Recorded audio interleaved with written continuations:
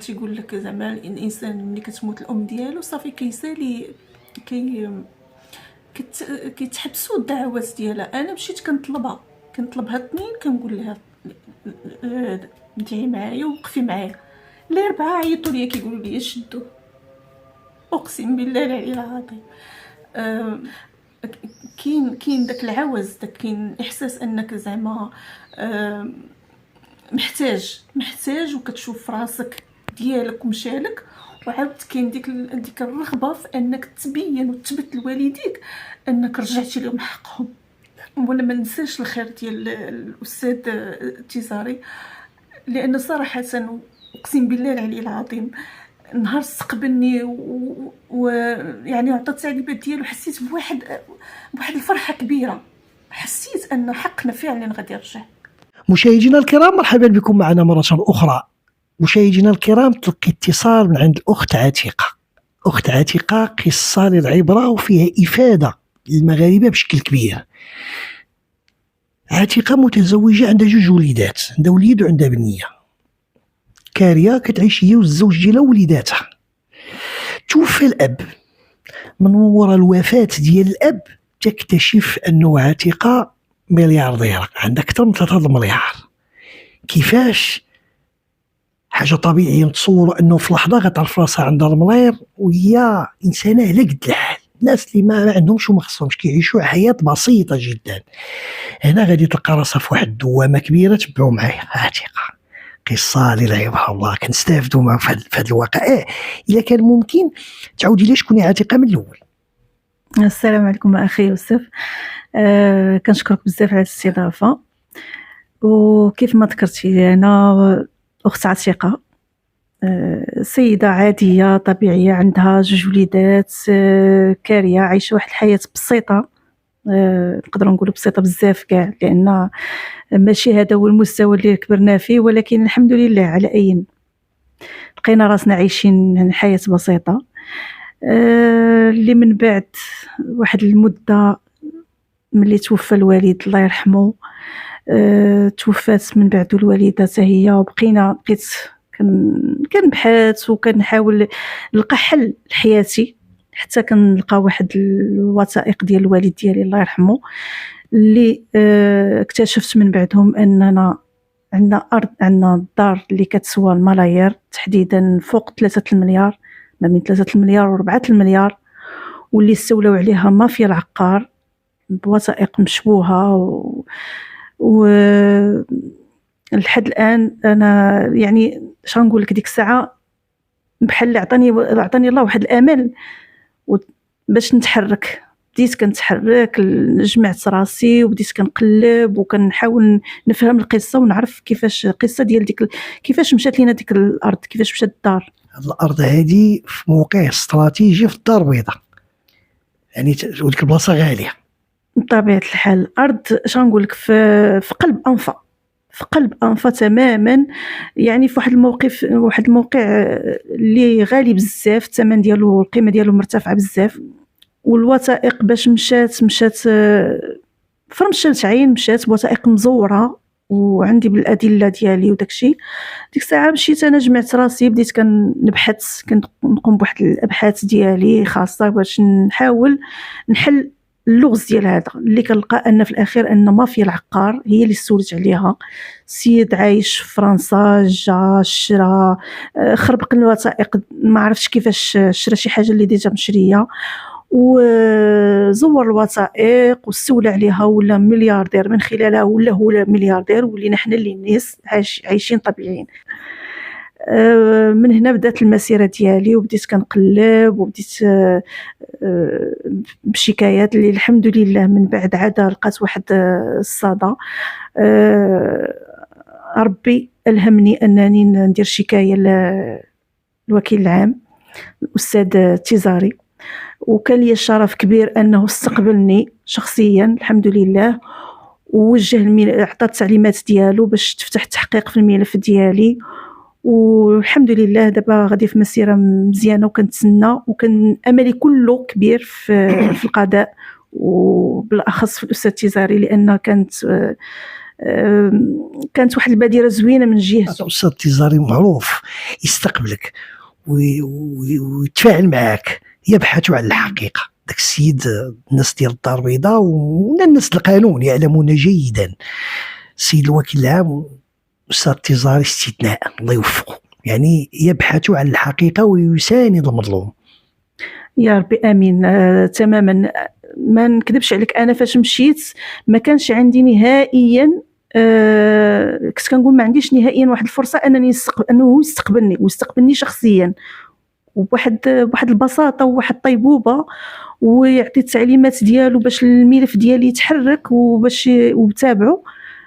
كنشكره بزاف وكنتمنى من الله سبحانه وتعالى يتبان الحقيقه. يا ربي. اذا كان ممكن نرجعوا للجوهر، هاتوا دابا كيفاش داروا هذا الارض؟ المعلومات اللي عندك انت واش وراه قلتي مزورين، هي كانت الارض ديال الاب ديالك فيها، دابا قسموها قلتي لي في الاخر، قلتي لي ردوها 2 فيلات وبلا بيسين وداك الشيء ولا غالي بزاف. كيفاش هما استولوا؟ شنو الطريقه اللي داروا؟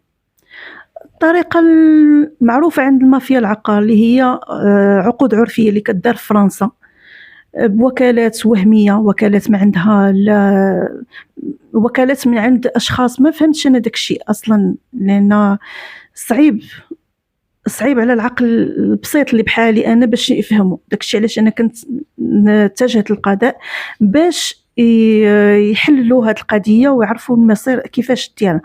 انا ملي وصلوني دوك العقود العرفيه اللي تشرى بها وتخربق بها داك الشيء وداروا انهم شارين فوق منا حنايا، تواصلت مع الجهات الرسميه في فرنسا اللي منهم الموثق اللي دايرين انه هو اللي وثق لهم العقد، ونقابه لي الموثقين مع البلديه ديال فرنسا اللي كيأكدوا لي على ان ديك العقود غير صحيحه نهائيا، لا التوقيع لا داك لا المعلومات اللي فيها. داك الشيء مجرد ان الانسان عادي يشدها يقرا ديك العقود غيفهم ان كاينه شي حاجه ماشي هي هذيك. وهادو اللي داروا هادشي جاو دابا، هي باش جاو داروا الاجراءات هنا وخداو الارض وبناوها وردوها 2 فيلات وبلا بيسين وباعوها لناس اخرين، ولا باقيين هما اللي باقيين شادينها دابا، ولا شنو داروا؟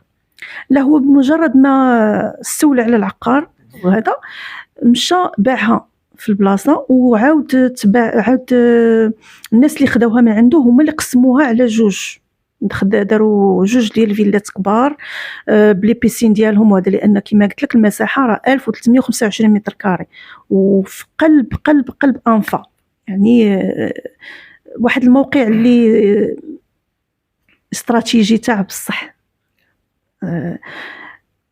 وحنا في هذا الحين كنعيش واحد الحياه اللي اكثر من بسيطه، باش تتخيل انك يكون عندك هذا الشيء وتكون كاري، ما قادش تعيش، ما قادش، محرومين بزاف ديال الحوايج محرومين منهم في حياتنا. كنعيشوا يعني اليومنا، كنعيشوا النهار ديالك فقط باش تتقدي، باش كتاكل، باش كتشرب، باش كتلبس، يعني شي حوايج بساطه بزاف. في حين واحد كيتمتع لك في الملك ديالك بوثائق مزوره كيفاش. وهو الان السيد الوكيل العام عطى التعليمات ديالو للضابطه القضائيه في انفا كيبحثوا في الملف. هاد الاطراف جاو تصنتوا لهم مازال؟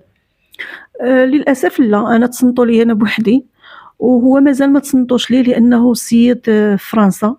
ما عرفتش واش ما دخلش لفرنسا، ما دخلش المغرب نهائيا، او باقا ما عرفتش، يعني ما لسيريه البحث ما عرفاش التعليمات بالضبط. المهم هو انا تصنتوا لي انايا وعطوني الوقت بناء على التعليمات ديال السيد الوكيل العام. عطوني وقت كثير صراحه، وديت لهم الوثائق كامله، وانا كنت في انتظار الرد ديالهم. الله يوفقكم يا ربي، نتمنى ان شاء الله وغنتبعوا معك الملف. مشاهدينا الكرام، استاذ مصطفى صفار صحفي في جريده الصباح، استاذي انا شخصيا، استاذي بكل ما في الكلمه من معنى، تتلمذت على يديه سنين طوال. تناول هذا الملف مده هذه، هو اللي اخر مقال ديالو في الموضوع السيد الوكيل العام يعني أستاذ تيزاري يطارد مافيا عقارات الأجانب. السيد الوكيل العام بالبيضاء أمر بأبحاث في ملابسات وتفويتات مشبوهة في عين سبع وفي أنفا، من بينهم الموضوع اللي كتكلم عليه الأخت عتيقة. مشاهدينا الكرام، أخت عتيقة وصلت عند السيد الوكيل العام، الأيادي الأمينة والكل مغاربة يعلمون جيدا السيد الوكيل العام والكفاءة تبارك الله والتجربة ديالو والتواضع ديالو. استمع بصدر رحب للأخت وعطى الأمر ديالو للضابطة القضائية اللي كنتمناو لها التوفيق في هذه المهمة. كل واحد يدير الحق ديالو، انما مافيا العقار الطريقه باش تستولوا على هذا العقار في منطقه استراتيجيه في الدار البيضاء. ثمن في السوق الحالي كنسمعوا 3-4 المليار، والوضع ديالها هي الله اللي عان بها. كتجري وكتقاتل مسكينه على هذا الملف، وعطات رسائل امور واضحه. الزوج ديالها على قد الحال، عندها 2 وليدات كاريه، ولكن كتشوف بانه بوها خلى الملايير. في لحظه من اللحظات كيجي شخص الطريقه باش سوليتي من بعتي، كانت ارض كبيره قسمتيهم 2 فيلات بلا بيسين، بعتي درتي الملايير، ولكن الاساس واش هذاك الشيء ديالك ولا ديال الغير هو موضوع النقاش. مشاهدينا الكرام، لا يمكن ان نحكم في الموضوع الان، الملف في اطار السريه من تعليمات السيد وكيل العام الضابطه القضائيه بولايه الامن بانفا، وننتظر ما سوف تسفر الابحاث. تفاعل ديال السيد الوكيل العام شيء متعارف عليه، كيستقبل الجميع وينصت بامعان اي متضرر ويشرف على تطبيق القانون. مشاهدينا الكرام، نحن نتتبع قضية عتيقة وسوف نوافيكم دائما بالجديد في هذه القضية. عتيقة كارية وهي عندها الملايير، ولكن كيفاش ننتظر بفارغ الصبر لتكمل الأبحاث ولنا الثقة في الضابطة القضائية للبحث بدقة حول ملابسات الواقعة من الأول، ويبقى القرار الممثل الحق العام اللي تبين الحقيقة في الأخير من هو الجاني ومن هو الضحية. مشاهدينا الكرام، أي جديد في الموضوع غادي نتبعوا مع عتيقة، وهذه قصة للعبرة. اللي عنده شي ملك ولا عنده شي أرض يحاول ما أمكن وما دواش عليها ولا نساها سنين يقلب على شغله حتى لا يقع أي شخص في المحظور يلقى راسو بأنه شي حاجة بداوها ليه ناس آخرين. مشاهدينا الكرام، تعليق المواطن. شكرا لكم.